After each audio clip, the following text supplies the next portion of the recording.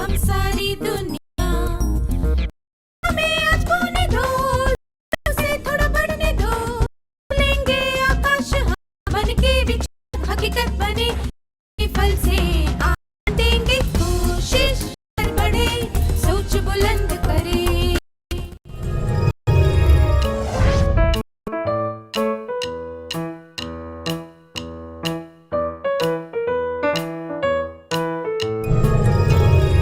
नमस्ते छात्रों, आप सबको देखकर खुशी हुई। हम आज के सत्र की शुरुआत खेल से करें। ये खेल खेलने के लिए आप सबको बड़ा गोला बनाकर खड़े होना है। मैं इस गोले के अंदर खड़े होकर ताली बजाऊंगी। जब ताली बज रही हो तब आपको गोले में घूमते जाना है। जब मैं ताली बजाना बंद और रुको बोलूं तब आपको अपने पहले अक्षर के आधार छोटे छोटे समूह बनाने हैं। उदाहरण के लिए जिनका नाम से शुरू होता है वे एक समूह बनाएंगे, जिनका ख से शुरू होता है वे दूसरा समूह बनाएंगे, इत्यादि। समूह बनाने के बाद आपको बताना है कि प्रत्येक समूह में छात्र हैं। इसके बाद मैं फिर से ताली बजाऊंगी और आपको गोले में घूमना है। मैं रुको बोलूं तब आप अपने जन्म के महीने के आधार पर समूह बनाने हैं। उदाहरण के लिए जनवरी में पैदा हुए हैं वे एक समूह बनाएंगे। इस तरह महीनों के आधार पर 12 समूह बनेंगे। क्या हम शुरू करें?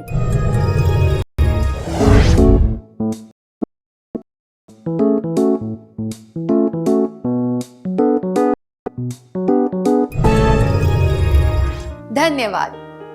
आपने समूह किस तरह बनाए?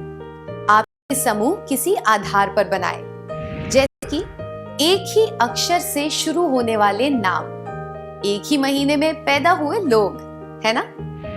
दूसरे शब्दों में कहें तो आपने किसी चीज के आधार पर खुद का वर्गीकरण किया। वर्गीकरण का अर्थ है किसी विशिष्ट चीज या गुण के आधार पर अलग अलग चीजों या इकाइयों के समूह बनाना। मैं दोहराती हूं,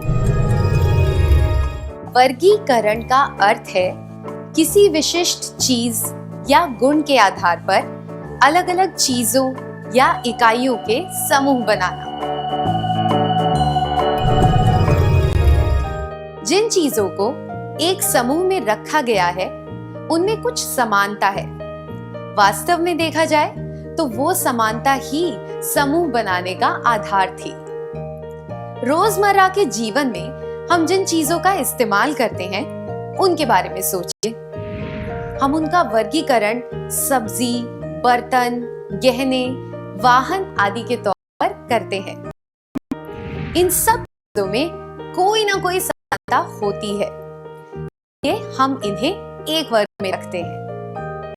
आइए अब एक क्रिया करते हैं। आपको स्क्रीन पर कुछ चीजें समूह दिखेंगे। आपको पहचानना है कि इनका वर्गीकरण किस आधार पर किया गया है।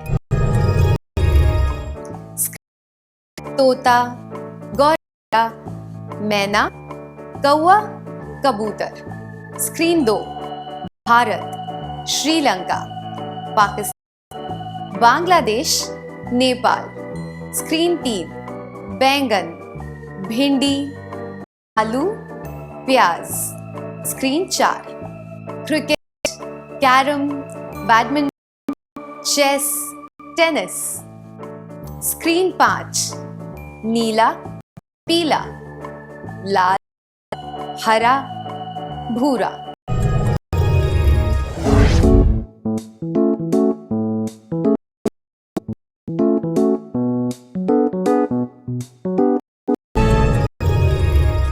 धन्यवाद। फ्रेम 1 में चिड़ियों का समूह दिखाया गया है।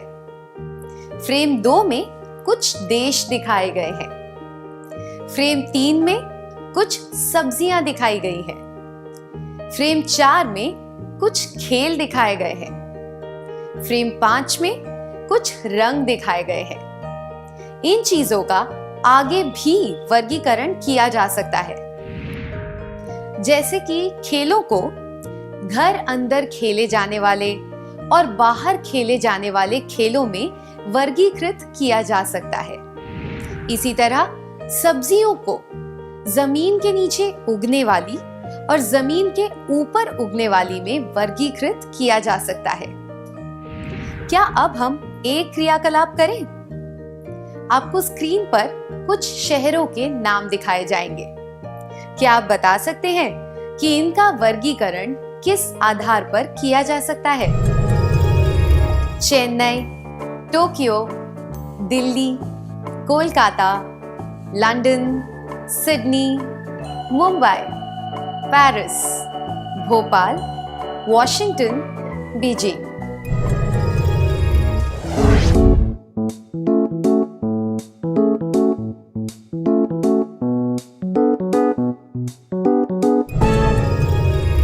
धन्यवाद। चेन्नई, दिल्ली, कोलकाता, मुंबई और भोपाल भारतीय शहर हैं।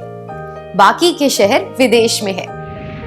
रोजमर्रा की जिंदगी में जो चीजें हमारे काम आती हैं, हम उनका वर्गीकरण करते हैं। उदाहरण के लिए हम विद्यार्थियों का वर्गीकरण प्राथमिक, मध्य और उच्च विद्यालय के आधार पर करते हैं।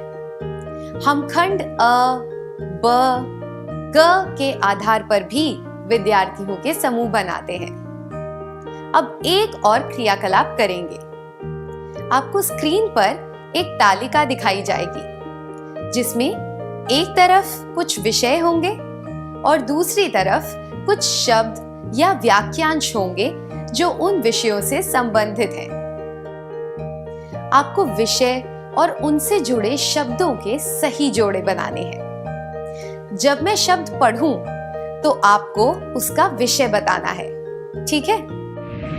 विवरण, शासक, युद्ध, आक्रमण, संख्याएं, भिन्न, दशमलव, ज्यामिति, कविता, गद्य, व्याकरण, अम्ल, कोशिका, विद्युत संचालन। विषय, गणित, भाषा, विज्ञान, इतिहास।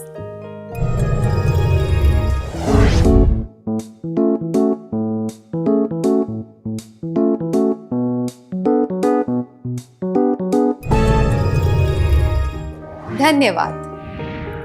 शासक, युद्ध, आक्रमण जैसे शब्द इतिहास में आते हैं।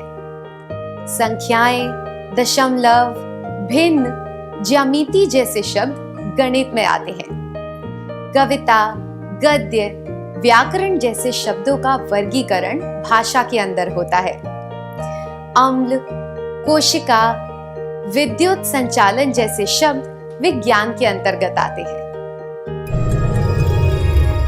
इसी तरह हम घर के सामानों को रसोई के सामान, शयन कक्ष के सामान, बैठक के सामान, पहनने के कपड़े इत्यादि के तौर पर वर्गीकृत कर सकते हैं। बैठक के सामानों में टीवी, सोफा, सजावट के सामान इत्यादि आते हैं। शयन कक्ष में पलंग, गद्दे, तकिए, मच्छरदानी इत्यादि आते हैं। पहनने के कपड़ों में dhoti, shirt, pant, sari, salwar suit इत्यादि आते हैं। कपड़ों को सूती, रेशमी, पॉलिएस्टर इत्यादि के तौर पर भी वर्गीकृत किया जा सकता है।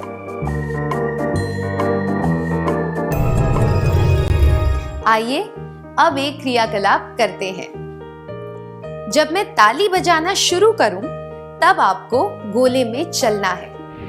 जब मैं ताली बजाना बंद कर दूं, तब आपको इस आधार पर समूह बनाने हैं कि आप स्कूल कैसे आते हैं। उदाहरण के लिए, जो लोग साइकिल से आते हैं उनका एक समूह होगा, जो बस से आते हैं उनका एक समूह होगा, जिनके माता पिता उन्हें छोड़ने आते हैं उनका एक समूह होगा, इत्यादि। समूह बनाने के बाद आपको गिनती करनी है कि प्रत्येक समूह में कितने छात्र हैं।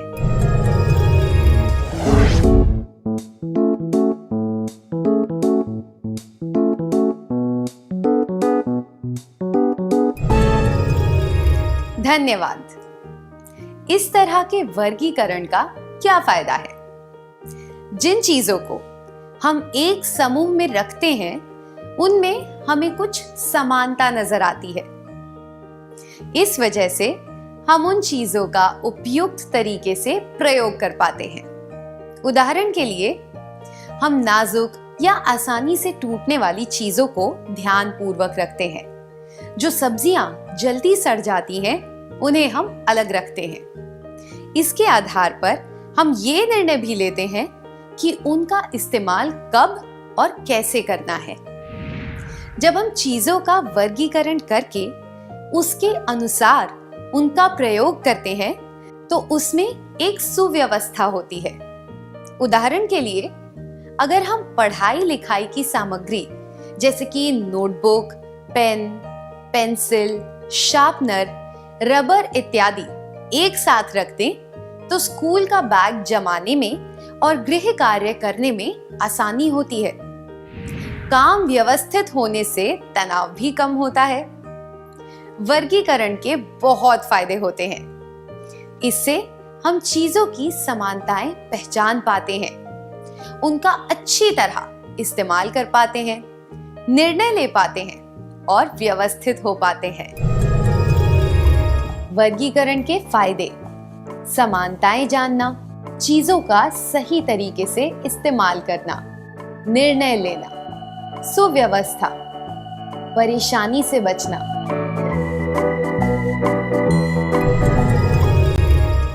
क्या आपके साथ कभी ऐसा हुआ है कि किसी कपड़े पर दूसरे कपड़े का रंग लगने से वो बिगड़ गया हो? या कभी ऐसा हुआ है कि आपने किसी चीज में नमक की जगह शक्कर डाल दी हो क्योंकि दोनों चीजें एक जैसे डिब्बों में थीं?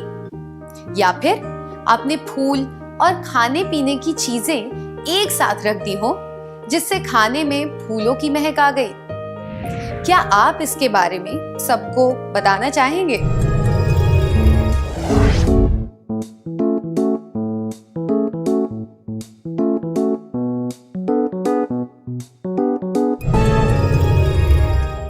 धन्यवाद। क्या अब हम आज के सत्र में सीखी बातों का सार संक्षेप कर लें?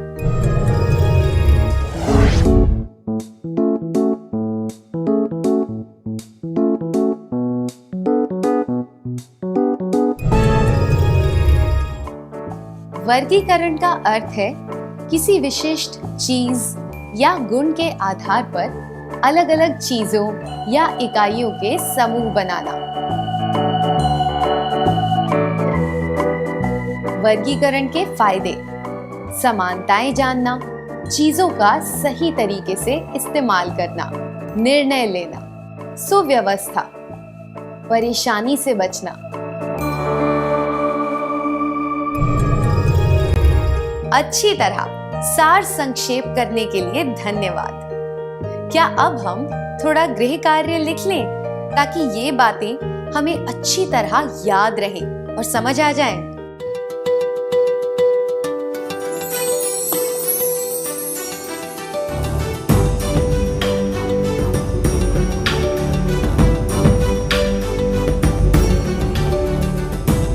प्रश्न 1। आपने देखा कि आपके भाई के कपड़े उसकी ताक में अच्छी तरह नहीं रखे हुए हैं। जब भी वह कुछ ढूंढने की कोशिश करता है, उसका बहुत समय बर्बाद हो जाता है। आप इस चीज को सही करना चाहते हैं। उसके कपड़े व्यवस्थित करने के लिए आप क्या करेंगे ताकि उसका समय बर्बाद ना हो? जवाब: मैं कपड़ों को अलग अलग करूंगी और टी शर्ट, पैंट, रुमाल के अलग अलग ढेर बनाकर उन्हें अच्छी तरह जमा कर दूंगी। मैं सारे कपड़ों को अच्छी तरह समेट कर रख दूंगी। मैं उन्हें 2 भागों में जमाऊंगी, रोज काम में आने वाले और कभी कभी काम में आने वाले। प्रश्न 2। आपकी कक्षा को एक प्रोजेक्ट दिया गया है और आप उन लोगों में से हैं जिन्हें ये काम पूरा करवाने की जिम्मेदारी दी गई है। आपके शिक्षक छात्रों का नाम बुलाते हुए यह बताते जा रहे हैं कि किस छात्र को कौन सा काम करना है। आप ये सारी बातें लिख रहे हैं। बाद में जब आप सूची देखते हैं तो पता चलता है कि आपने छात्रों के नाम और उनकी जिम्मेदारी के सही जोड़े नहीं मिलाए हैं। आप क्या करेंगे? जवाब: मैं बस बोर्ड पर वह सूची लगा दूंगी ताकि सभी सदस्य उसे देख सकें। मैं प्रत्येक सदस्य के लिए अलग रंग का इस्तेमाल करके उनके कार्यों को चिन्हांकित करूंगी। मैं वह सूची फिर से बनाऊंगी और अलग अलग शीर्षकों के लिए प्रत्येक सदस्य की जिम्मेदारी लिखूंगी।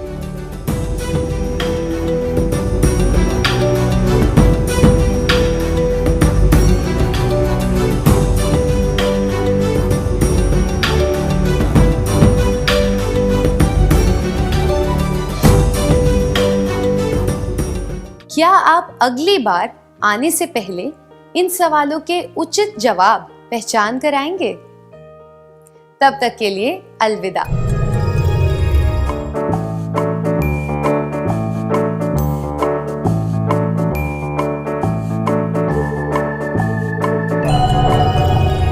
नमस्ते छात्रों, आपका स्वागत है। मुझे आशा है कि आपने गृह कार्य पूरा कर लिया होगा। क्या हम जवाबों के बारे में चर्चा करें?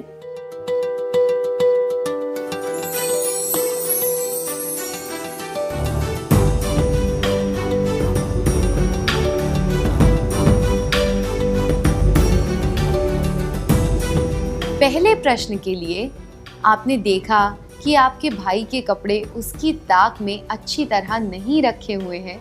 जब भी वह कुछ ढूंढने की कोशिश करता है, उसका बहुत समय बर्बाद हो जाता है।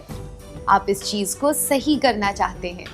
उसके कपड़े व्यवस्थित करने के लिए आप क्या करेंगे ताकि उसका समय बर्बाद ना हो?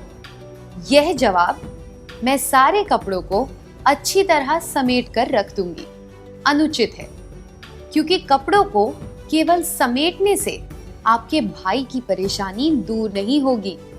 यह जवाब: मैं उन्हें 2 भागों में जमाऊंगी, रोज काम में आने वाले और कभी कभी काम में आने वाले, पूरी तरह उचित नहीं है।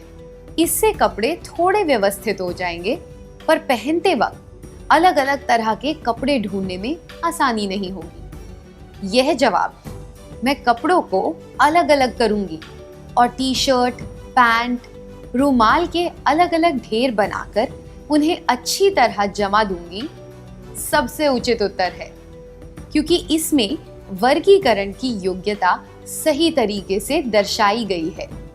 ऐसा करने से आपका भाई आसानी से अपने कपड़े ढूंढ पाएगा।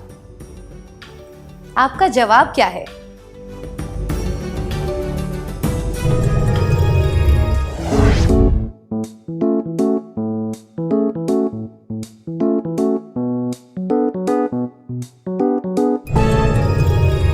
दूसरे प्रश्न के लिए आपकी कक्षा को एक प्रोजेक्ट दिया गया है और आप उन लोगों में से हैं जिन्हें ये काम पूरा करवाने की जिम्मेदारी दी गई है।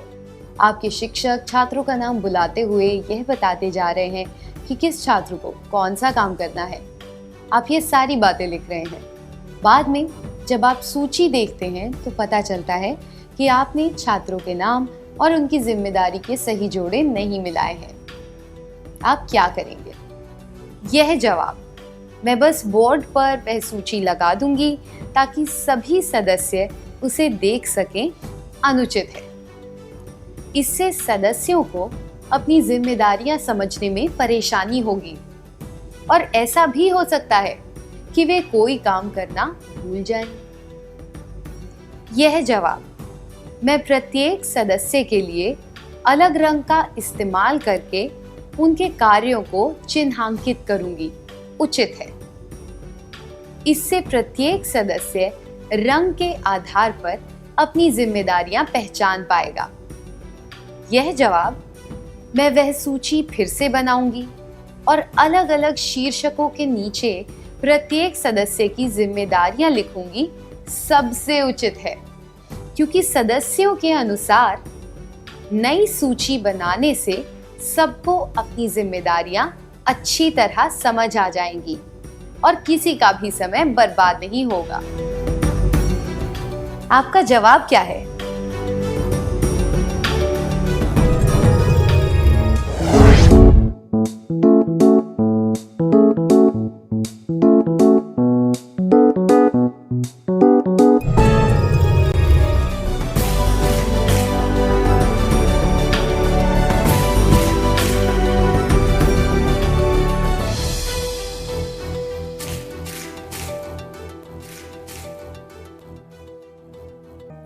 आशा है कि आपने सही जवाब चुने थे।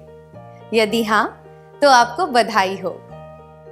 क्या अब हम अगला सत्र शुरू करें?